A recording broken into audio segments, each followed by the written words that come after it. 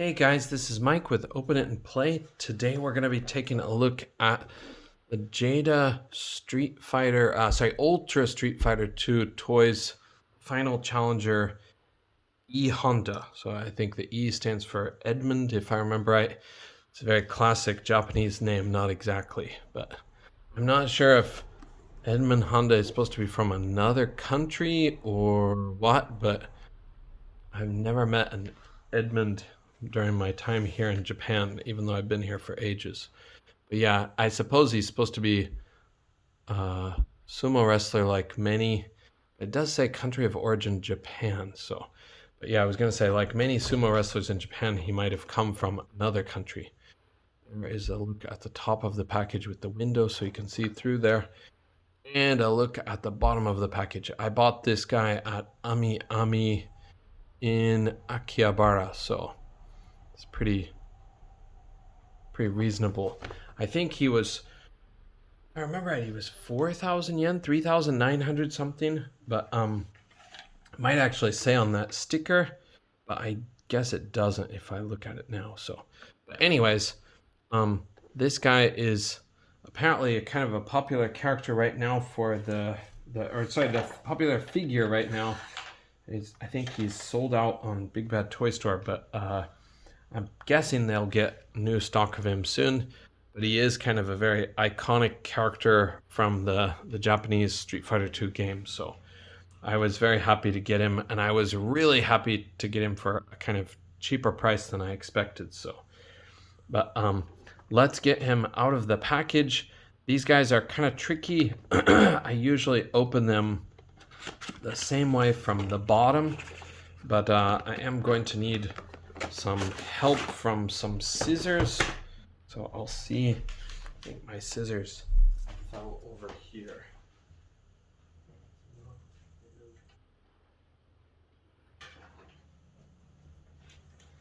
Prepared some scissors, but I don't see them on the floor, so I just grab a different set of scissors. That's easier. And I'll try to knock down my diorama in the process. But anyway, the way that I like to open these guys is usually on one side and then just kind of open it up, if that makes sense. So I'm going to try cutting over here. It is kind of a pain in the butt for these figures, but it's also kind of worth it because their presentation is usually really good. So I like to try to keep them looking the same way. I'm not really an in-box collector, but I do make an exception for these Jada Street Fighter toys because they're not guys that I display on my shelf all the time. So I would like them to be able to be packed up again.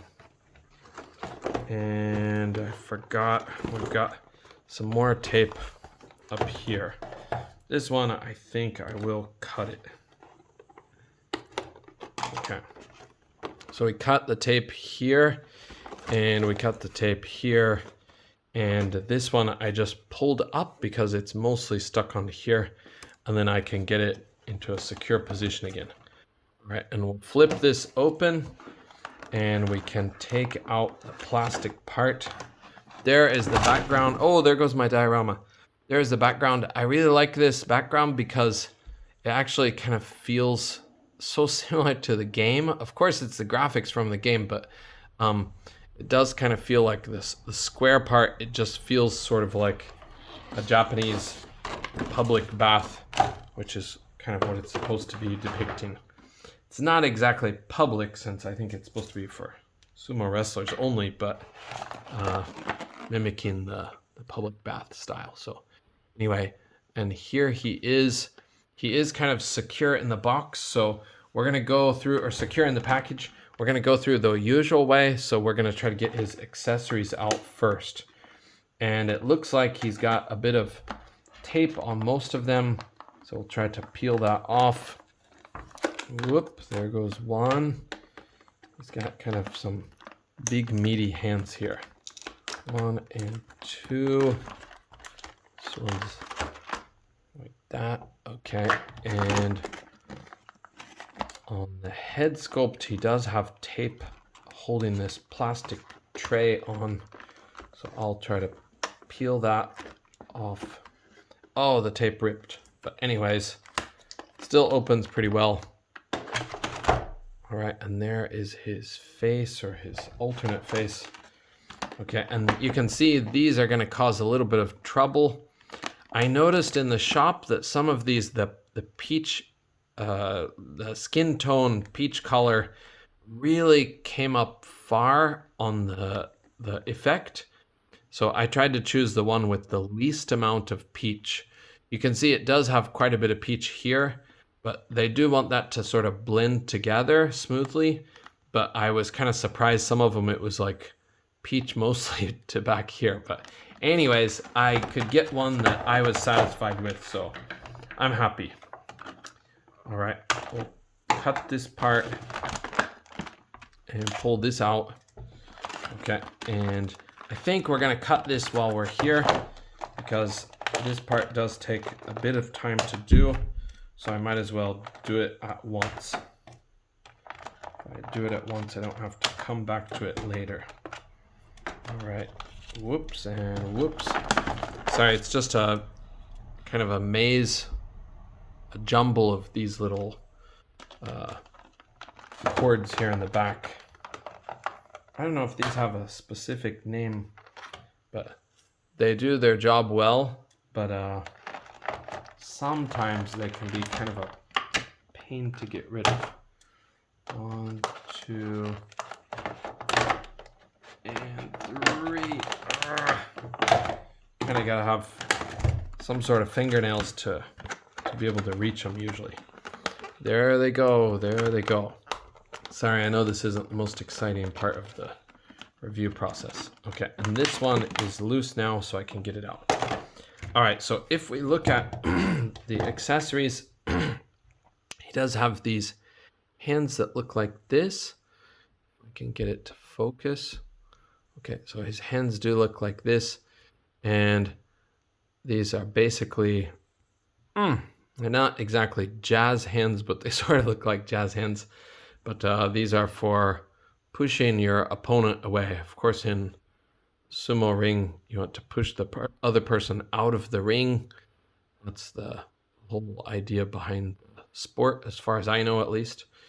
Okay, and we don't have any paint detail on these, but I also don't think that he needs any paint detail on these. So at least I can't tell that there's any paint detail. You know what? There might be a little bit of shading here on the inside of his palm. That is some shading, I think. It's kind of hard to tell because of the way the light reflects, but yeah, he does have a bit of shading. So I lied. It's not without any. Just kind of depends on your lighting. Okay. Maybe you can see it a bit, but it is hard to, as far as I can tell, it's hard to show up on camera. Hard to get it to show up on camera. Okay, and here is that effect that I talked about. That is more jazz hands, but now he's got the crazy jazz hands. So you can pop off one of his hands and place that over it. And we're gonna try that now, since we're doing that part of the review now. Put this inside here like so, and get the corresponding hand to go with it, like this. If I can get it in. Okay, it's kind of hard to get in, but unfortunately, you guys know I don't have a lot of options here at the school with regards to hot water. So I would recommend heating it, because if you heat it, you definitely have better results with posing it or sticking this in. You don't have to worry quite as much about it breaking off or snapping the tab, but it still works even though I don't have hot water, but I would definitely recommend some hot water. Yeah, I think I could push it in a bit further than that, but you can get the idea. He's like, ha, ha, ha, ha, ha. He's supposed to be doing his push attack really fast. Okay, I'm gonna pop that off. Okay, and we'll return to his default fist. Okay, and the other accessory that we didn't see yet was big open head. Now, I know that your opinion may differ from mine, but I'm really not a fan of this head sculpt. So come on, focus. There we go. This head sculpt to me looks so manga anime style. Of course, this game has a lot of anime style art, but I just feel like, oh my God, he has a huge mouth. And yeah, that is a lot of lower teeth. I don't think it's quite biologically correct, but anyway, yeah, he does have a little bit of paint detail, some silver paint on his top knot here. Okay, but yeah, the expressiveness is good. It's just not my style of art. As for this, I am feeling it much more. I think this is believable. So, okay, so you can see this guy has some paint detail. I'm sorry, I'll use my tool. He's got some paint detail like in most of the crevices to add shadow. So that's a nice touch, and I think it does bring out the sculpt very well. I think it's like an airbrushing instead of really like a wash, but I think that works very well for this character and for this series. So it kind of blends with the other figures better. If you had some guys with like a standard wash and then almost nobody else has the wash, it just looks out of place. But they've got these very soft airbrushed parts, so it's a nice touch. Okay, and we're gonna stand him up here, his feet flat on the floor, and we'll see how tall he stands.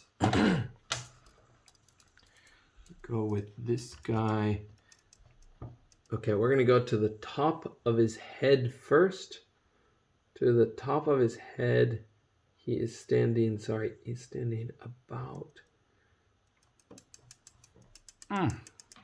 about here. So just a little bit over 6 1/8 to 6 1/4, right? Kind of in the middle.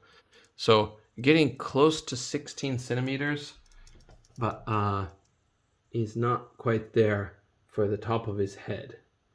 It's very close, but okay. And to the top of his top knot, I would say he is, what's that? 6 3/8. Yeah, a little bit over 6 3/8. So about 16.2 centimeters. Okay. Now, I know there's different ideas about this, and I don't know that much about the character, but I felt he's just a tiny bit short for my like mental depiction, my mental image of E Honda. I always thought he was a little bit taller than that. It's not a big deal to not be like tall, but I I did think he was going to kind of dwarf guys when it comes to his height a little bit. Not dwarf, but he's going to be comparatively taller. But he's actually comparatively average. Now we do have, unfortunately, a loose joint here. That's a problem for mine. It's not terribly loose, but you can see it's plenty loose at certain positions. But okay, and this part is a rubber, has a rubber aesthetic to it, a rubbery texture to it, I should say. The art aesthetic, it looks nice. It has a little bit of texture. It's got a little bit of lines, so they do make it look quite a bit like it's actual cloth. I don't know if it would be better to be cloth or not. This is undercarriage, but I think their choice works, and it works pretty well with the rest of the line. So, all right, let's take a look at his articulation. Most Jada articulation is quite good, so we're gonna see what he can do here. I don't have hot water, so the room is better than before, but it's still a bit cool at times. So, okay, his looking up is about there, so that's not great, but looking down is quite a bit more. Okay, and you do have a lot of options with this Jada articulation, so it's gonna It's going to meet most of your requirements. It's going to make a lot of people happy, I think. The up part is a bit of a problem, but it's not the worst thing in the world either. It looks kind of convincingly that he's looking up. So, all right. And moving on to his arms. So he has these like not butterfly joints, but actually like really posable, roundy joint pieces. And then he's got his shoulder joint plugged into those. So the range with this guy's arms are kind of like incredible, or the range is incredible. Okay, and then he does have arms that will go up to about here, and it gets a bit gappy if you go too far, but it's not terrible either. Okay, and then we can move this one inside there. So he does have this nice broad shoulder look. His bicep will go all the way around, but it is a bit of a stiff joint at times, but not the worst. Okay, and the double jointed pinless elbows will get you that far. And then he does have wrists that pivot and hinge, but like some of the figures that we know and love, he doesn't have the best range for what you can see. Goes back a lot more than forward. So this part, it runs into like his thumbs base here. But okay, anyways. Side to side, he can go like that far. So that's pretty good. Back about here, front to the front there for his diaphragm joint. Inside here, he does have another big joint, circular joint. So if he leans forward with both of them combined, he can hunch over real far, and it does look pretty natural. And he can look back real far, and it still looks pretty natural. So it's a good design. It's a very good design. It would be cool to have a kingpin that had this kind of articulation, this kind of clothes to depict some of the scenes that we've seen before.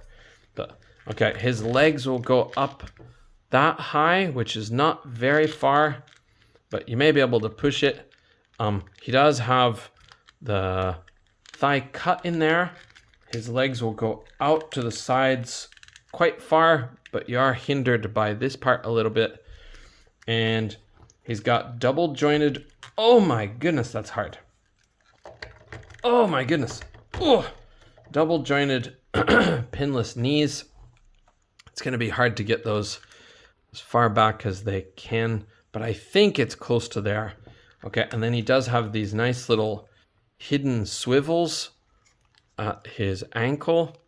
So I really like that. They blended it very well, so it's not so noticeable.